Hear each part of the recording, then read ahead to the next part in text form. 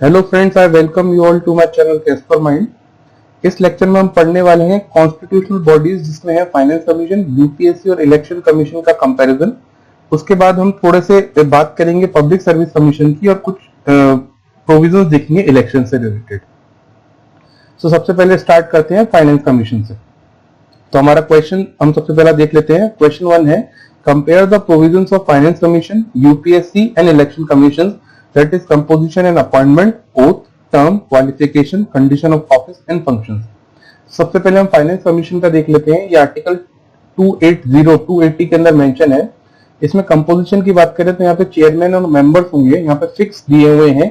Chairman 1 और member 4 होंगे। अगर इनके अपॉइंटमेंट की बात करें तो यहाँ पे प्रेसिडेंट कॉन्स्टिट्यूट करते हैं फाइनेंस कमीशन को at the expiration of every 5th year और अर्लियर।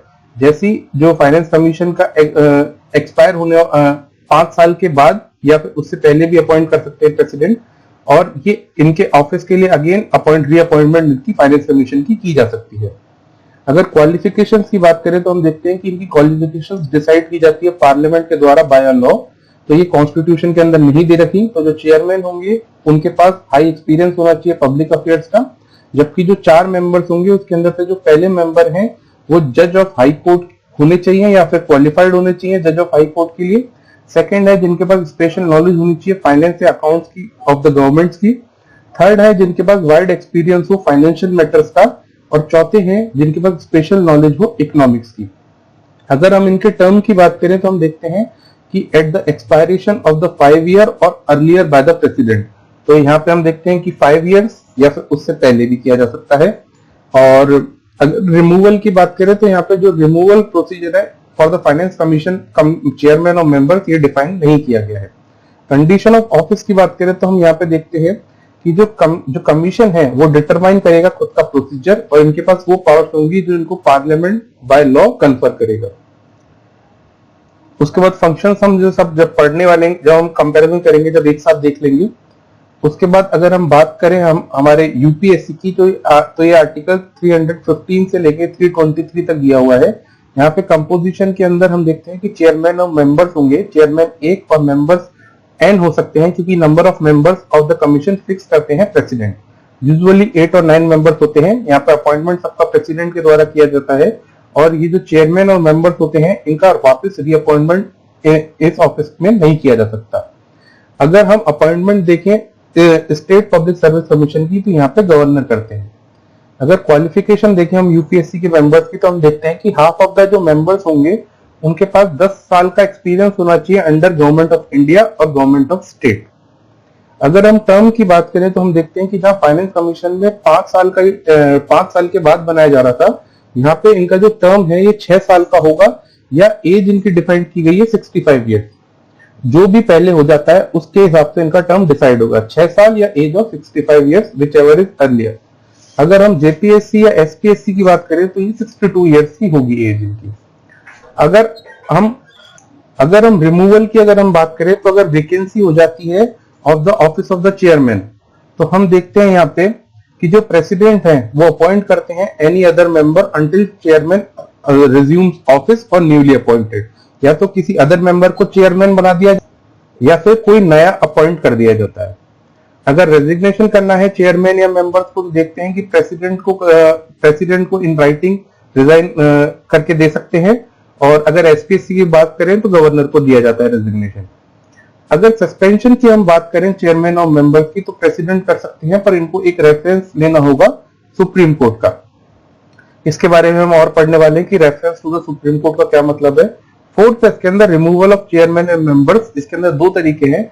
एक तो है कि by president on the ground of misbehaviour after reference to the supreme court. President ground of the misbehaviour पे कर सकते हैं इनको, पर इसके अंदर रेफरेंस लेना होगा इनको सुप्रीम कोर्ट का। तो सुप्रीम कोर्ट क्या करता है इसके अंदर, जब रेफरेंस लिया जाता है प्रेसिडेंट के द्वारा तो ये इंक्वायरी करता है, और अगर ये सजेस्ट करते हैं रिमूवल तो रिमूवल किया जाता है। और 4 और इसमें आप कह सकते हैं 4 ग्राउंड्स और हैं जिनके बेसिस पे भी प्रेसिडेंट रिमूव कर सकते हैं। अगर पहला है एडजस्ट एंड इंसॉल्वेंट, अगर कोई कंगाल हो जाता है तो उस केस के अंदर भी प्रेसिडेंट उनको रिमूव कर सकते हैं। सेकेंड है इसके अंदर during his term of office involve in any paid employment outside the duties of office. तो हम देखते हैं कि कोई पेड एम्प्लॉयमेंट में अगर आप हैं आउटसाइड द ऑफिस तो भी आपको रिमूव कर सकते हैं प्रेसिडेंट, और अगर आपका अनसाउंड माइंड या बॉडी है in the opinion of president तो भी रिमूव किया जा सकता है, और अगर आप प्रॉफिट मेकिंग कर रहे हैं on behalf of the government of India तो भी रिमूवल किया जा सकता है। तो हम देखते हैं कि काफी सारे वैकेंसी रिमूवल और सस्पेंशन के प्रोसीजर हैं in the case of UPSC. फिर हम देखते हैं कंडीशन ऑफ ऑफिस, तो जो इनकी जो सैलरीज होती है वो चार्ज की जाती है कंसोलिडेटेड फंड ऑफ इंडिया पे, और कंसोलिडेटेड और जो इनकी कंडीशन ऑफ ऑफिस होती है वो वेरी नहीं कर सकती to his disadvantage after its appointment, और जो रूल्स डिसाइड करते हैं वो प्रेसिडेंट करते हैं। जबकि हम जेपीएससी और एसपीएससी के अंदर देखते हैं कि जो सैलरी चार्ज होती है वो सीएफएस से होती है, और एसपीएससी के अंदर जो गवर्नर है वो रूल्स डिसाइड करते हैं। अगर उसके बाद हम इलेक्शन कमीशन के अगर कंपैरिजन की बात करें तो आर्टिकल 324 से लेकर 329 तक दिया हुआ है। इसके अंदर चीफ इलेक्शन कमिश्नर होते हैं, अदर कमिश्नर्स होते हैं, ये 1+N होते हैं, और कुछ रीजनल कमिश्नर्स भी होते हैं। अगर इनके अपॉइंटमेंट की बात करें तो इसमें 4 पॉइंट्स हैं। पहला पॉइंट है appointed by president by law of parliament. तो हम देखते हैं कि इन सबको, चाहे सीईसी हो, चाहे अदर कमिश्नर हो, चाहे रीजनल कमिश्नर हो, इनको अपॉइंट करते हैं president by law of parliament, और इनके जो रीजनल कमिश्नर होते हैं ये अपॉइंटेड किए जाते हैं प्रेसिडेंट के द्वारा after consultation with the election commission. Second point है इसके अंदर कि जो नंबर ऑफ कमिश्नर फिक्स किए जाते हैं time to time by the president, जबकि जो रीजनल कमिश्नर होते हैं वो अपॉइंट किए जाते हैं to assist election commission in direct elections of HOP and SLA only. तो जो हमारे लोकसभा या हम देखते हैं कि जो विधानसभा के जो चुनाव होते हैं उन्हीं के लिए रीजनल कमिश्नर्स बनाए जाते हैं। थर्ड पॉइंट है इसके अंदर when any other election commissioner appointed then CEC acts as chairman of EC. तो हम देखते हैं कि जब कोई भी अदर इलेक्शन कमिश्नर अपॉइंट किए जाते हैं तो जो चीफ इलेक्शन कमिश्नर होते हैं वो एज अ चेयरमैन एक्ट करते हैं। और अगर in case of difference of opinion between the CEC and other commissioner then matter decided by majority. तो हम देखते हैं कि यहाँ पे जो सीईसी है वो चेयरमैन की तरह तो एक्ट करते हैं जब अदर कमिश्नर अपॉइंट कर दिए जाते हैं, पर उनका डिसीजन फाइनल नहीं होता। यहाँ पे जो भी डिसीजन लिया जाता है ये बाय आप कह सकते हैं बाय कंसेंसस लिया जाता है, सब मिलकर ही डिसीजन लेते हैं। क्वालिफिकेशन की बात करें तो हम देखते हैं कि इलेक्शन कमीशन जो है इसके अंदर कोई भी ना चेयरमैन ना मेंबर्स की कोई भी क्वालिफिकेशन डिस्क्राइब नहीं की गई है। जबकि टर्म की बात करें तो ये भी स्पेसिफाइड नहीं किया गया है कॉन्स्टिट्यूशन के अंदर, बट जनरली 6 ईयर्स या एज ऑफ 65 होता है विच एवर इज अर्लियर, और इसके अंदर भी जो कोई भी डिपार्टमेंट नहीं होती फॉर फर्दर एम्प्लॉयमेंट। रिमूवल की बात करें तो आप देखते हैं कि काफी डिफिकल्ट है इनके अंदर रिमूवल चीफ इलेक्शन कमिश्नर का। इसके अंदर जो मैनर ऑफ ग्राउंड होना चाहिए वो जज ऑफ सुप्रीम कोर्ट की सिमिलर होना चाहिए, और अदर कमिश्नर तो हम कह सकते हैं कि रिमूवल किया जा सकता है on the recommendation of CEC. Condition of office की अगर हम बात करें तो इसके अंदर 2 पॉइंट है। पहला है प्रेसिडेंट डिटरमाइन करते हैं कंडीशन ऑफ ऑफिस और टेन्योर, और सैलरीज और अलाउंसेस इनकी एज पर द जज ऑफ सुप्रीम कोर्ट होती है। जो कंडीशन ऑफ ऑफिस होती है हमारी चीफ इलेक्शन कमिश्नर की, ये वेरी नहीं कर सकती ड्यूरिंग इट्स टर्म। अब हम फंक्शंस, रिस्ट्रिक्शंस और कुछ फीचर्स देखेंगे तीनों के। तो सबसे पहले हम फाइनेंस कमीशन के देखते हैं। तो finance commission make recommendation to the president. Finance commission recommendation देते हैं, 4 पॉइंट्स इसके अंदर। पहला है the distribution of net proceeds of taxes between the centre and the state. जो भी नेट प्रोसीड्स हैं ऑफ टैक्सेस हैं बिटवीन सेंटर और स्टेट, उनके डिस्ट्रीब्यूशन की सलाह देता है फाइनेंस कमीशन प्रेसिडेंट को। ये प्रिंसिपल बताता है कि किस तरह ग्रांट दी जा सकती है स्टेट्स को from the consolidated fund of India. ये इंक्रीज करने के लिए भी कह सकता है जो आप फंड दे रहे हो to CFS to supplement the resources of the panchayat and municipalities on the recommendation of the state finance commission. तो अगर स्टेट फाइनेंस कमीशन की तरफ से कोई रिक्वेस्ट आ रही है कि इनको रिसोर्सेज ज्यादा प्रोवाइड कराने पंचायतों म्युनिसिपैलिटीज को, तो उस केस के अंदर भी कह सकता है कि आप सीएफएस के अंदर जो फंड दे रहे हो तो उसको थोड़ा बढ़ा सकते हो। फोर्थ है इसके अंदर matter refer to the commission by the president in the interest of sound finance. कोई भी अगर मैटर को अगर रेफर किया जाता है प्रेसिडेंट के द्वारा फाइनेंस कमीशन को, उस मैटर में भी सलाह देते हैं। इसमें जो सेकंड पॉइंट था, जो पहला तो हमारा डिस्ट्रीब्यूशन है वो तो फाइनेंस कमीशन करता ही है, पर जो सेकंड पॉइंट था कि प्रिंसिपल जिनके बेसिस पे ग्रांट दी जाती है स्टेट्स को फ्रॉम सीएफआई, ये बहुत ही इंपॉर्टेंट है। उसके बाद अगर हम इसके अदर फीचर्स की बात करें तो जब ये फाइनेंस कमीशन जब प्रेसिडेंट को रिपोर्ट दे देते हैं तो जो प्रेसिडेंट है वो रिपोर्ट को प्रेजेंट करते हैं फाइनेंस कमीशन की before both the houses of parliament, और इसके साथ एक एक्सप्लेनेटरी मेमोरेंडम भी लगाते हैं कि क्या उन्होंने एक्शंस लिए हैं ऑन द रिकमेंडेशन। अगर जेपीएससी और एसपीएससी की बात करें तो यहाँ पे गवर्नर डिसीजन लेते हैं। सॉरी, जेपीएससी एसपीएससी जो ये यहाँ पे जो दिया हुआ है ये यहाँ पे आएगा, ये हमारे आएगा यूपीएससी के अंदर। तो हम देखें यूपीएससी के अगर हम फंक्शंस की बात करें तो हमने यहाँ पे 5 फंक्शंस बताए गए हैं यूपीएससी के। पहला तो ये कंडक्ट कराते हैं examinations for the services of the union. अगर हम एसपीएससी की बात करें तो ये जो स्टेट पब्लिक सर्विस कमीशन होता है ये स्टेट के लिए एग्जामिनेशंस कराते हैं। यूपीएससी जो कर सकते हैं असिस्ट कर सकते हैं स्टेट को in the recruitment when the requested bye 2 और मोर स्टेट्स। तो अगर कोई रिक्रूटमेंट के लिए अगर स्टेट्स मदद मांगते हैं यूपीएससी की तो उनको यूपीएससी मदद कर सकता है। थर्ड है इसके अंदर UPSC shall be consulted on recruitment of the civil services, promotion and transfer. तो हम देखते हैं कि जो भी सिविल सर्वेंट्स होते हैं उनके रिक्रूटमेंट, प्रमोशन और ट्रांसफर के लिए भी यूपीएससी से कंसल्ट किया जाता है। स्टेट कंसल्ट करती है एसपीएससी से for the similar purpose. Fourth देखते हैं इसके अंदर कि ये ड्यूटी होती है यूपीएससी की कि वो प्रेजेंट करे report annually to the president, और फिर प्रेसिडेंट इस रिपोर्ट को before both houses of the parliament आप कह सकते हैं प्रेजेंट करते हैं with an explanatory memorandum to the actions taken on its recommendation. JPSC या एसपीएससी के अंदर ये जो रिपोर्ट होती है ये प्रेजेंट की जाती है गवर्नर को।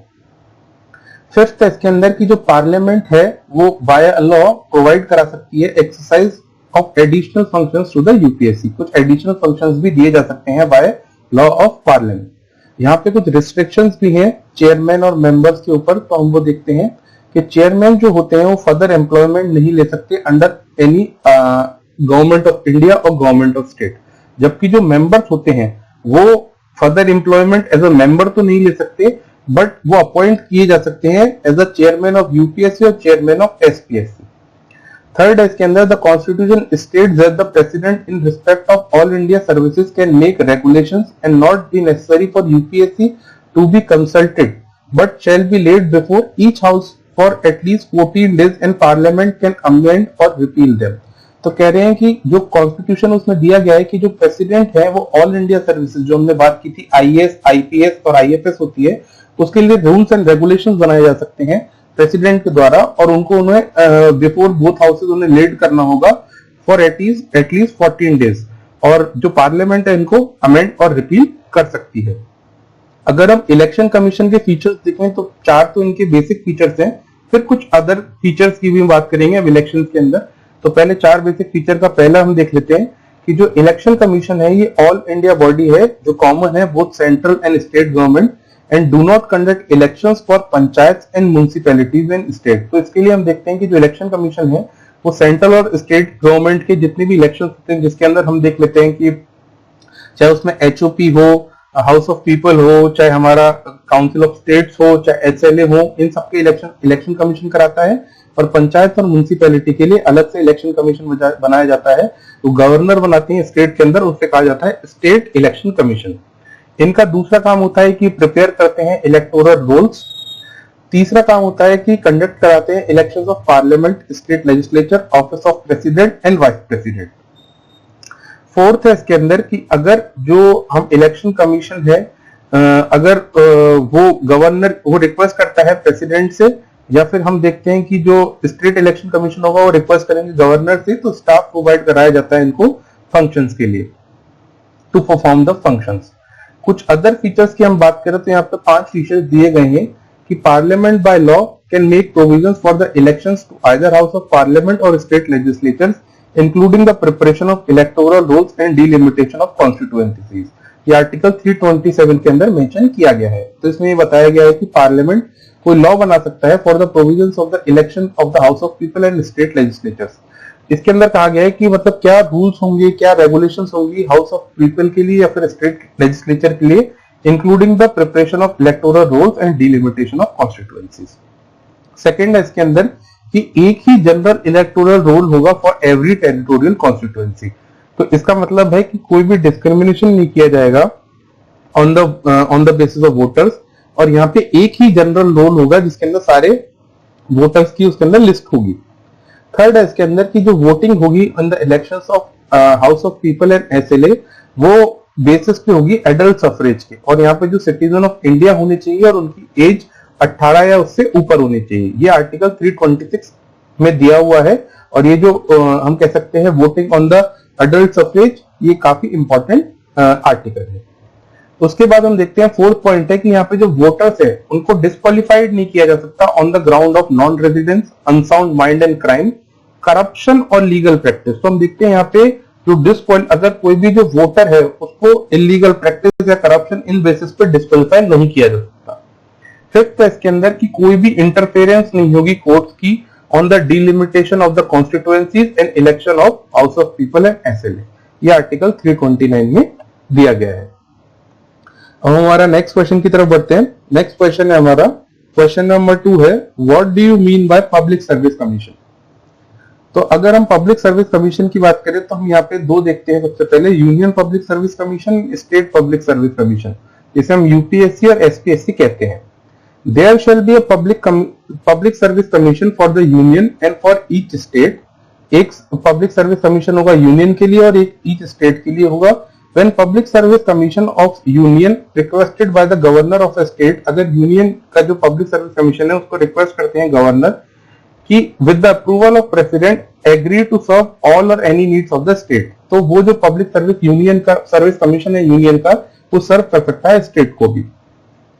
उसके बाद आता है ज्वाइंट पब्लिक सर्विस कमीशन, जिसे हम जेपीएससी भी कहते हैं।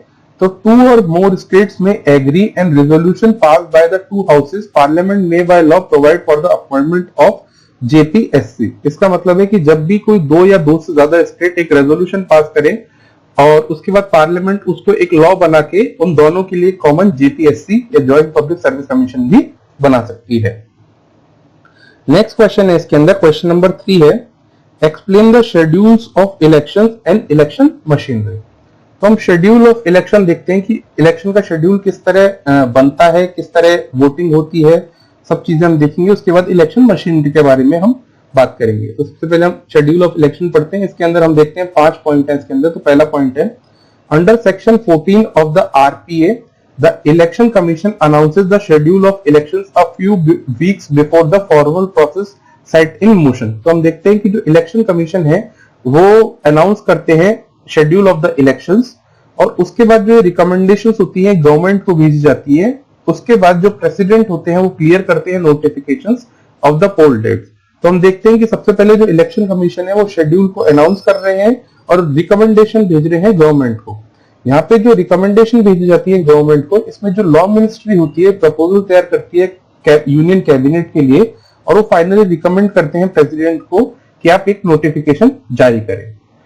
तो जैसे ही ये शेड्यूल अनाउंस किया जाता है इलेक्शन कमीशन के थ्रू द्वारा, वैसे ही model code of conduct for guidance of candidates and political parties ये इमीडिएटली इफेक्ट में आ जाता है आफ्टर द अनाउंसमेंट। जैसे ही नोटिफिकेशन आ जाता है बाय द प्रेसिडेंट, तो जो कैंडिडेट्स होते हैं वो अपना जो नॉमिनेशन है फॉर देयर कॉन्स्टिट्यूएंसीज फिल करना स्टार्ट कर देते हैं इसके अंदर। और जो कंटेस्टेंट कैंडिडेट्स होते हैं उनको 2 वीक्स का टाइम मिलता है फॉर द पॉलिटिकल कैंपेन। और जो ये कैंपेनिंग है ये 48 आवर्स, जब इलेक्शन की जो डेट होती है उसे 48 आवर्स से पहले पॉलिटिकल कैंपेन बंद कर दिए जाते हैं। तीसरा पॉइंट है कि जब वोटिंग कर दी जाती है उसके बाद जो रिजल्ट्स डिक्लेयर किए जाते हैं वो उनके जो कंसर्न रिटर्निंग ऑफिसर हैं वो उसका रिजल्ट डिक्लेयर करते हैं। अगर हम प्रपोजल या deposit required for the house of people के इलेक्शन की अगर हम बात करें, तो अगर कोई भी रिकॉग्नाइज नेशनल पार्टी या स्टेट पार्टी है तो उसको एक इलेक्टर चाहिए होगा इस प्रपोजल, जबकि कोई इंडिपेंडेंट कैंडिडेट है या फिर कोई अनरिकॉग्नाइज पॉलिटिकल पार्टी का है तो उन्हें 10 इलेक्टर चाहिए होंगे एज प्रपोजर्स। जबकि जो डिपॉजिट हम देखते हैं फॉर एचओपी इलेक्शन वो 25 के है, 25,000 है, जबकि एसएलए के अंदर ये 10,000 है, जबकि ये एससी एसटी के लिए अमाउंट हाफ हो जाता है। हमने ये वाला जो पॉइंट है ये हमने पार्लियामेंट का जो हमारा लेक्चर था उसमें भी डिस्कस किया था, पर वहां पे हमने ये बताना हमने गलत बता दिया था कि जो रिकॉग्नाइज नेशनल और स्टेट पार्टी है यहाँ पे हमने सही बताया है कि एक ही इलेक्टर एज प्रपोजर चाहिए होगा। फिर हमारा इसके अंदर फाइनल पॉइंट है कि these days electronic voting machine EVM is used with VVPAT. VVPAT का फुल फॉर्म है voter verified paper audit trail to record each vote cast by generating the EVM slip. तो इस पे क्या होता है, जैसे ही आप EVM के अंदर जैसे ही आप पहले वोटिंग करते थे तो इसके आप वोटिंग करी पर आपको ये नहीं पता लगता था कि आपने वोट किसको दिया है। अब एक पेपर ऑडिट ट्रेल आप कह सकते हैं कि एक आपको पेपर दिख जाता है मशीन के अंदर ही, एक अलग से मशीन होती है वीवीपैट, उसके अंदर आपको दिख जाता है कि आपने किसको वोट किया है, पर वो आपको स्लिप मिलती नहीं है, वो उसी के अंदर रहती है मशीन के अंदर। फिर अगर हम इलेक्शन मशीनरी की बात करें तो हम यहाँ पे 4 बॉडीज के बारे में पढ़ रहे हैं। तो पहले तो है इलेक्शन कमीशन ऑफ इंडिया, जिनको आर्टिकल 324 ऑफ द कॉन्स्टिट्यूशन के हिसाब से ये कहा गया है कि election commission of India is wasted with the power of superintendence, direction and control of the conducting of the elections of the house of people and assembly. हमने देखा था इलेक्शन कमीशन साथ साथ प्रेसिडेंट और वाइस प्रेसिडेंट के भी election कराती है। उसके बाद हम बात करते हैं चीफ इलेक्टोरल ऑफिसर्स की, तो इनके पास सुपरिटेंडेंस होता है, डायरेक्शन और कंट्रोल देते हैं इलेक्शन कमीशन के अंदर, पर ये स्टेट और यूटीज के अंदर सुपरविजन करते हैं। डिस्ट्रिक्ट रिटर्निंग ऑफिसर की बात करें तो जो डिस्ट्रिक्ट रिटर्निंग ऑफिसर होते हैं इनका सुपरविजन का काम होता है डिस्ट्रिक्ट के अंदर, जबकि जो प्रिसाइडिंग ऑफिसर होते हैं ये पोलिंग स्टेशन के पे पोलिंग करवाते हैं और इनके साथ कुछ असिस्टेंस के लिए अदर पोलिंग ऑफिसर्स भी होते हैं। फिर हमारा नेक्स्ट क्वेश्चन की तरफ बढ़ते हैं हम। ये हमारा सेकंड लास्ट क्वेश्चन भी है, तो हमारा सेकंड लास्ट क्वेश्चन है question number 4, what are the parliamentary laws and committees form for elections in India. तो हम इसमें पार्लियामेंट्री लॉज और कमिटीज के बारे में पढ़ेंगे जो इलेक्शंस के लिए बनाए गए हैं। तो सबसे पहला पॉइंट है इसके अंदर article 324 to 329 of part 15 of the constitution deals with the electoral system in our country. Constitution allows parliament to make provisions in all matters relating to elections of the president and state legislatures. In this exercise of power, the parliament has enacted laws like Representation of People Act 1950 RPA 1950, Representation of People Act 1951 RPA 1951 and Delimitation Commission Act 1952. तो हम देखते हैं कि जो constitution ने allow कर रखा है पार्लियामेंट को कि प्रोविजंस बना सकता है related to the elections of parliament and state legislatures. तो इसके लिए पार्लियामेंट ने 3 लॉज लेके आए हैं, इसमें है आरपीए 1950, 1951 और डिलिमिटेशन कमीशन एक्ट। तो हम इसके अंदर हम डिलिमिटेशन हम पार्लियामेंट में हम डिस्कस कर चुके हैं, यहाँ पे हम आरपीए 1950 और 1951 डिस्कस करने वाले हैं। तो इसमें से हम देखेंगे 1951 ज्यादा इंपॉर्टेंट हो जाता है। 1950 के अंदर हम अगर फीचर्स देखें तो हम देखते हैं कि जो 4 फीचर्स इंपॉर्टेंट हैं। पहला तो है डिलिमिटेशन ऑफ द कॉन्स्टिट्यूएंसीज, कि कॉन्स्टिट्यूएंसीज को किस तरह बांटा जाएगा, वो आरपीए 1950 में था। उसके बाद allocation of seats in the parliament and state legislature, कि किस तरह सीट्स दी जाएंगी इनके अंदर। फिर थर्ड है इसके अंदर क्वालिफिकेशन क्या होगी वोटर्स की, और चौथा था प्रिपरेशन ऑफ इलेक्टोरल रूल्स। फिर हम आरपीए 1951 की बात करें तो हम देखते हैं कि जो आरपीए 1951 इंट्रोड्यूस किया गया था वो law minister doctor BR Ambedkar ji के द्वारा इंट्रोड्यूस किया गया था। The act was enacted by the provincial parliament under article 327 of the Indian Constitution before the first general elections। तो हम देखते हैं कि जो हमारी प्रोविंशियल पार्लियामेंट थी उन्होंने इसको इनेक्ट किया था before the first general election. तो इसकी अगर हम फीचर्स की बात करें तो इसको हम याद कर सकते हैं by the mnemonics QCDE। Q initial word है, फिर CDE हम देखते हैं कि एक साथ कंटिन्यूएशन में। तो Q से मतलब है फर्स्ट है इसके अंदर की क्वालिफिकेशंस एंड डिस्क्वालिफिकेशंस। तो हम देखते हैं कि क्वालिफिकेशन और डिस्क्वालिफिकेशन क्या होगी फॉर द मेंबरशिप। फिर C की हम बात करें तो हम देखते हैं करप्ट प्रैक्टिसेस, कि अगर कोई भी करप्ट प्रैक्टिसेस कर रहा है या फिर अदर ऑफेंसेस हैं रिलेटेड टू द इलेक्शंस। पर हम यहाँ पे एक हमें बात इंपॉर्टेंट याद रखनी है कि अगर कोई भी पर्सन जेल में है या पुलिस कस्टडी में है या फिर अगर वो किसी हॉस्पिटल के अंदर भर्ती है तो भी वो कंटेस्ट कर सकता है इलेक्शंस को। ई है इसके अंदर हम बात करें तो ये बात इसके अंदर डी की अगर हम बात करें तो डी के अंदर आता है डाउट्स एंड डिस्प्यूट। अगर जो डिसीजंस लिए जाएंगे regarding the doubts and disputes arising out of the connection with such elections. तो हम देखते हैं कि अगर कोई भी डाउट एंड डिस्प्यूट होता है तो उसको हाई कोर्ट के सामने लेके जाया जाता है। और फाइनल इसके अंदर ई, तो ई में हमारा आता है election of the house of people and house of the legislature of each state. Houses of parliament और houses of the legislature of each state, दोनों पार्लियामेंट और लेजिस्लेचर स्टेट दोनों की बात ये करता है। फिर अगर हम इंपॉर्टेंट कमिटीज देखें फॉर द इलेक्टोरल रिफॉर्म्स, तो हम देखते हैं कि दिनेश गोस्वामी कमेटी आई थी, 1990 में आई थी। फिर वोहरा कमेटी आई थी, 1993 में आई थी। इसने क्राइम और पॉलिटिक्स का जो नेक्सस था उनके बारे में बात की थी। फिर लॉ कमीशन, हर साल की आप उनकी रिपोर्ट आती है, तो लॉ कमीशन की रिपोर्ट आई थी 255th report on electoral reforms in 2015। कुछ फन फैक्ट्स की बात कर लेते हैं हम। तो हम देखते हैं कि 2009 के अंदर रिस्ट्रिक्शंस इंपोज की गई थी on the exit polls and publishing results of the exit poll would be prohibited during the elections of the HOP and SL। तो हम देखते हैं कि जो एग्जिट पोल्स कराए जाते हैं जो न्यूज चैनल्स के थ्रू, इनका जो था कि आप एग्जिट पोल्स नहीं करा सकते, ये इसके प्रोहिबिट किया गया था। फिर 2010 के अंदर हम देखते हैं कि जो वोटिंग राइट्स है वो कन्फर किए गए थे सिटीजन्स को जो इंडिया के बाहर रह रहे हैं ड्यू टू वेरियस रीजंस। फिर हम बात करते हैं इंट्रोडक्शन ऑफ नोटा की। नोटा का मतलब होता है नन ऑफ द अबव। ये पहली बार इंट्रोड्यूस किया गया था general elections of the SLA in various states. अगर नोटा के अंदर ये होता है कि अगर कोई भी नोटा अगर आप नन ऑफ द अबव किसी मेंबर को वोट करते हो और अगर नोटा के वोट्स अगर कैंडिडेट को मिले वोट से ज्यादा हो जाते हैं, तो भी जो कैंडिडेट जिसके हाईएस्ट वोट होंगे वो विन कर जाएगा इलेक्शन को। इसके अंदर नोटा बस आप कह सकते हो कि एक तरह से आप अपनी डिसेंट दिखा रहे हो कि जितने भी मेंबर्स हैं उनके अंदर, जितने भी कैंडिडेट्स हैं उनके अंदर से आप किसी को भी नहीं चुन रहे, पर जिसको भी हाईएस्ट वोट मिलेंगे वो जीत जाएगा। और ये जरूरी भी नहीं है कि कोई मिनिमम क्राइटेरिया हो इसके अंदर। फाइनल क्वेश्चन है इस चैप्टर का, इस लेक्चर का हमारे। क्वेश्चन नंबर 5 है, explain the party system and party types, also explain the recognisation of the national and state parties.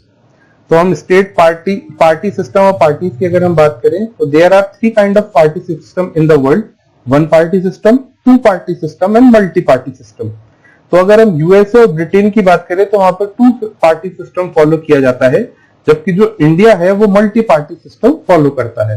तो अगर हम जो मल्टी पार्टी सिस्टम है उसके हम देखें बात करें यहाँ पे, तो जो on the eve of the 16th Lok Sabha general elections 2014 there were 6 national parties, 47 state parties and 1593 1593 registered unrecognised parties थी कंट्री के अंदर।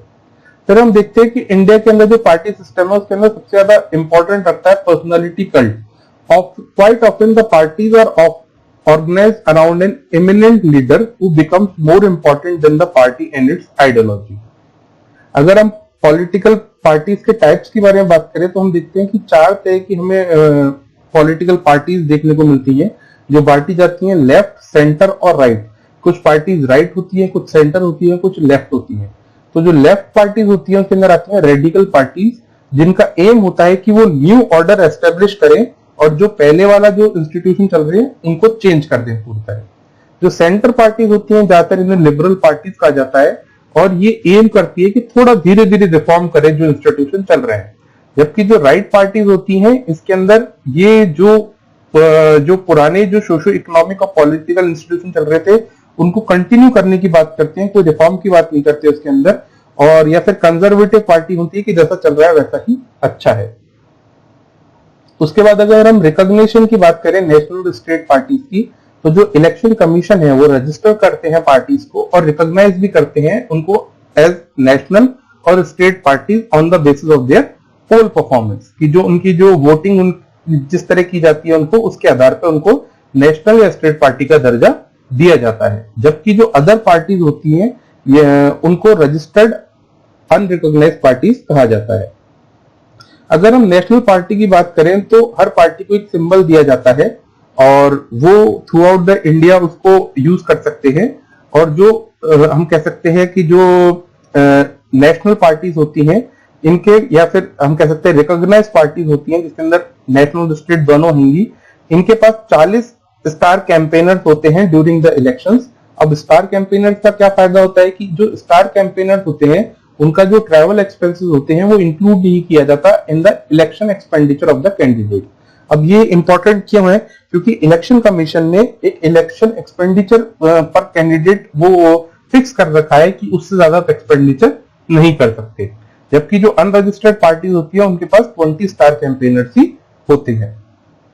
अगर रिकॉग्नाइजेशन की अगर हम बात की जाए तो हम देखते हैं कि अगर नेशनल पार्टी की तरह अगर आपको रिकॉग्नाइज होना है तो आपको 6% वैलिड वोट चाहिए होंगे 4 या 4 से ज्यादा स्टेट में in the elections of HOP और एसएलए, और इसके साथ साथ आपको 4 सीट भी चाहिए होंगी एचओपी के अंदर किसी स्टेट से। उसके बाद अगर हम बात करें अगर स्टेट पार्टी की तो इनको भी 6% वैलिड वोट तो चाहिए ही होंगे, इसमें पर 4 स्टेट से नहीं है, आप किसी जिस स्टेट से लड़ रहे हैं उसी से आप 6% वैलिड वोट ले आइए। और उसके बाद यहाँ वहां जब पे 4 सीट थी यहाँ पे 2 सीट चाहिए एसएलए के अंदर और 1 सीट चाहिए एचओपी के अंदर। वहां एचओपी के अंदर 4 सीट थी, यहाँ पे एचओपी के अंदर 1 ही सीट है, या फिर 2 सीट ले आए आप एसएलए के अंदर। अगर रिकॉग्नाइजेशन ऑफ नेशनल पार्टी के अंदर हम इसका दूसरा क्राइटेरिया देखें तो इसके अंदर है कि 2% आप सीट ले आए एचओपी के अंदर एट द जनरल इलेक्शन, और जो ये साथ साथ जो कैंडिडेट होने चाहिए या तो ये 3 स्टेट से होने चाहिए या फिर ये नेशनल स्टेट पार्टी की तरह 4 स्टेट के अंदर रिकॉग्नाइज होनी चाहिए ये पार्टी। वहीं स्टेट पार्टी की बात करें तो उनको 3% अगर सीट्स मिल जाती हैं एसएलए के अंदर या 3 सीट्स मिल जाती हैं, जो भी ज्यादा होंगी उसके साथ ही ये स्टेट पार्टी बन सकती है। तो मतलब अगर आप बेसिक इसके अंदर सिंपल की अगर बात करें तो अगर आपको 3 सीट या 3% सीट भी मिल जाए तो आप एज अ स्टेट पार्टी बन जाते हो। उसके बाद एक इसके अंदर फाइनल स्टेट पार्टी के अंदर कि अगर आपको 8% मिल जाते हैं valid votes in the general election of HOP from the state और एसएलए, 8% वोट मिल जाते हैं तो आप देखते हो कि एज अ स्टेट पार्टी आप बन जाते हो। तो सबसे आसान तो हमें यही दिखता है कि 3% वोट और 3 सीट जो एसएलए के अंदर मिल जाती हैं तो आप स्टेट पार्टी रिकॉग्नाइज हो जाते हो। तो आई होप आपको ये लेक्चर जिसमें हमने बात की है कॉन्स्टिट्यूशनल बॉडीज की, फिर हमने बात की है पब्लिक सर्विस कमीशन की, और फिर हमने कुछ इलेक्शंस के हमने लॉज देखे, कमिटीज देखी, कुछ पॉलिटिकल पार्टीज के बारे में बात की, शेड्यूल के बारे में बात की, मशीनरी के बारे में बात की, आपको समझ में आया होगा। Thank you and have a nice day.